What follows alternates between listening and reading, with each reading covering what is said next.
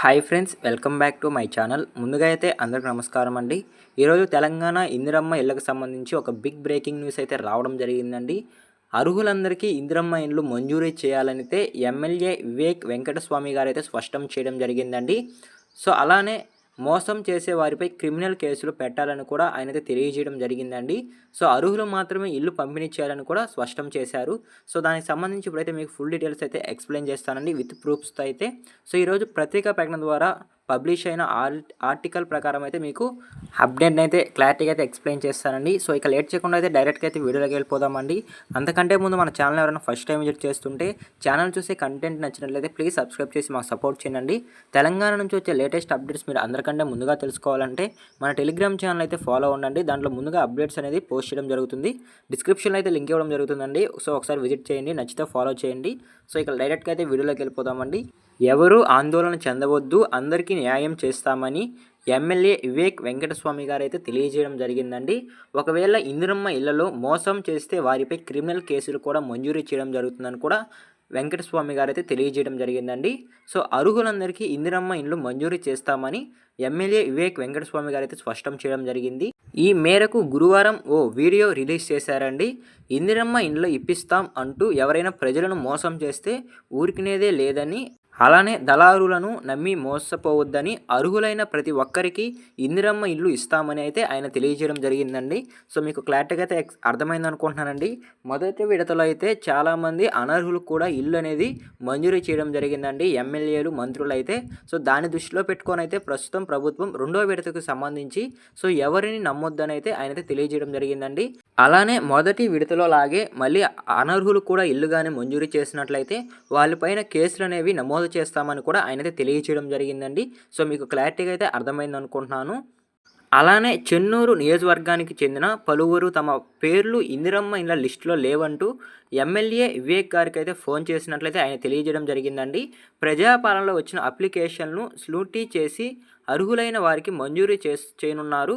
కొందరు వ్యక్తులు డబ్బులు తీసుకొని లిస్టులో పేర్లు వచ్చేలా వాళ్ళైతే చేస్తున్నారైతే చెప్పడం జరిగిందండి ఈ వీడియో ద్వారా అయితే ఆయన. సో మీకు క్లారిటీగా అయితే అర్థమైంది అనుకుంటున్నాను. అలానే రెండో విడతకు సంబంధించి ఇందిరమ్మ వెరిఫికేషన్ అనేది స్టార్ట్ చేయడం జరిగిందండి ప్రభుత్వం. 22 నుంచి 30 వరకు అయితే ఇందిరమ్మ ఇళ్ళ వెరిఫికేషన్ అనేది స్టార్ట్ చేయడం జరుగుతుంది రెండో విడతకు సంబంధించి. సో దానికి సంబంధించి ఇప్పుడైతే మీకు క్లారిటీ అయితే ఇస్తానండి. రెండో విడతకు ఇందిరమ్మ ఇళ్ళ కోసం ఎవరైతే ఎదురు చూస్తున్నారో వాళ్ళకైతే అప్లికేషన్స్ అనేవి ఓపెన్ కావడం జరిగిందండి. సో వాళ్ళు 22 నుంచి 30వ తేదీ వరకు అయితే ఎవరైనా ఈ మధ్యలో అప్లికేషన్ కనుక వేసుకున్నట్లయితే వాళ్ళకి అర్హులైన గుర్తించినట్లయితే వాళ్ళకి రెండో విడత ఇందిరమ్మ ఇల్లు అనేది మంజూరీ చేయడం జరుగుతుందండి.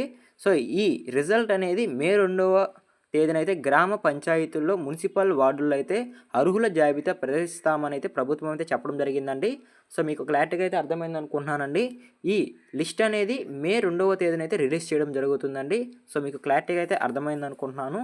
అలానే ఈ అర్హుల జాబితా వచ్చిన వెంటనే తిరిగి జూన్ లేదా జూలైలో ఈ ఇందిరమ్మ ఇల్లు రెండో విడతకు సంబంధించి ఇల్లు పూర్తి చేసిస్తామని అయితే ప్రభుత్వం అయితే క్లారిటీగా అయితే చెప్పడం జరుగుతుందండి.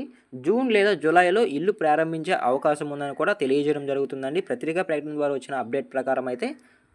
అలానే ఇంకొక విషయం ఏంటంటే డబల్ బెడ్రూమ్ ఇళ్ళ కోసం అయితే చాలామంది అయితే ఎదురు చూస్తున్నారండి. సో ఈ డబల్ బెడ్రూమ్స్ ఇల్లు అనేవి ఎవరికి వస్తాయంటే సో నిరుపేదలు ఉంటారండి. సో వాళ్ళకైతే ఇంటి స్థలము అలానే ఇల్లు అనేవి ఉండవు. సో ఈ రెండూ లేకుండా కనుక ఉండినట్లయితే వాళ్ళకి డబల్ బెడ్రూమ్స్ ఇల్లు అనేవి మంజూరీ చేయడం జరుగుతుందండి. సో ఇది L1, L2 లిస్టుల వారికి మాత్రమే ఈ డబల్ బెడ్రూమ్స్ ఇల్లు అనేవి మంజూరీ చేస్తున్నామని అయితే చెప్పడం జరిగిందండి ప్రభుత్వం. సో మీకు క్లారిటీగా అయితే అర్థమైంది అనుకుంటున్నాను.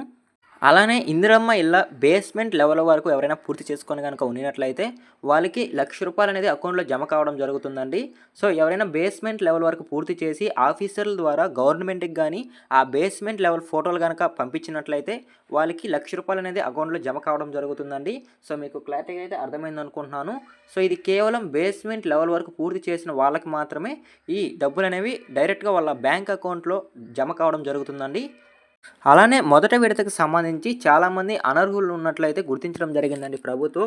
సో అర్హుల ప్లేస్లో చాలామంది అనర్హులు వాళ్ళ పేర్లు పెట్టి ఇల్లు అనేవి శాంక్షన్ చేసుకోవడం జరిగిందని అయితే ప్రభుత్వం అయితే గుర్తించడం జరిగిందండి. సో వీళ్ళని దృష్టిలో పెట్టుకొని ప్రభుత్వం అయితే ఈ మొదటి విడత లిస్ట్ని అయితే రీవెరిఫికేషన్ అనేది స్టార్ట్ చేయడం జరిగింది. కొంతమంది మంత్రులు అలానే ఎమ్మెల్యేలు కలిసి ఈ అనర్హుల జాబితానైతే అర్హుల జాబితాలు అయితే విడుదల చేసినట్లయితే ప్రభుత్వం అయితే గుర్తించడం జరిగిందండి. సో ఈ వెరిఫికేషన్ అనేది త్వరలోనే పూర్తి చేసి అర్హుల లిస్ట్ని అయితే విడుదల చేస్తామని చెప్పడం జరుగుతుందండి. అలానే ఈ మొదటి విడతలో అనర్హులు కనుక గుర్తించినట్లయితే వాళ్ళ ప్లేస్లో అర్హులనైతే ఉంచే విధంగా అయితే ప్రభుత్వం అయితే చర్యలు తీసుకుంటుందండి. సో మీకు క్లారిటీగా అయితే అర్థమైంది అనుకుంటున్నాను. అలానే ఈ ఇందిరమ్మ ఇళ్లకు ప్రభుత్వం నుంచి 5 లక్షల సబ్సిడీ లోన్ అనేది రావడం జరుగుతుందండి. బేస్మెంట్ లెవెల్ కనుక పూర్తయినట్లంటే కొంత అమౌంట్ అయితే మీ అకౌంట్లో జమ కావడం జరుగుతుంది. అలానే గోడలు కనుక పూర్తయినట్లయితే కొంత అమౌంట్, అలానే స్లాబ్ పూర్తయిన తర్వాత కొంత అమౌంట్, అలానే ఇల్లు మొత్తం పూర్తయిన తర్వాత మొత్తం అమౌంట్ అనేది మీ అకౌంట్లో జమ కావడం జరుగుతుందండి. ఇలా 4 విడతల్లో అయితే మీ 5 లక్షల సబ్సిడీ అనేది మీ ఖాతాలో జమ కావడం జరుగుతుంది. సో మీకు క్లారిటీగా అయితే అర్థమైంది అనుకుంటున్నానండి. ఇదేనండి ఇందిరమ్మ ఇళ్ళకి సంబంధించి వచ్చిన లేటెస్ట్ అప్డేట్ అయితే. సో ఇందిరమ్మ ఇళ్ళకి సంబంధించి ఆల్ అప్డేట్స్ అయితే ఈ వీడియోలో అయితే నేను కవర్ చేశానండి. సో ఈ వీడియో మీకు నచ్చినట్లయితే ప్లీజ్ సబ్స్క్రైబ్ చేసి మాకు సపోర్ట్ చేయండి. అలానే లేటెస్ట్ అప్డేట్స్ మీరు మిస్ అవ్వకుండా ఉండాలంటే టెలిగ్రామ్ ఛానల్ అయితే ఫాలో అవ్వండి. డిస్క్రిప్షన్లో అయితే లింక్ ఇవ్వడం జరుగుతుంది. సో ఒకసారి విజిట్ చేసి నచ్చితే ఫాలో చేయండి. సో మీకు ఏదైనా డౌట్స్ ఉంటే కామెంట్ చేయండి. నేనైతే మీ డౌట్స్ అనేది క్లారిటీ చేస్తాను. మరొక ఇంట్రెస్ట్ ఉంటే మీ ముందుకు వస్తాను. అంతవరకు జై హింద్.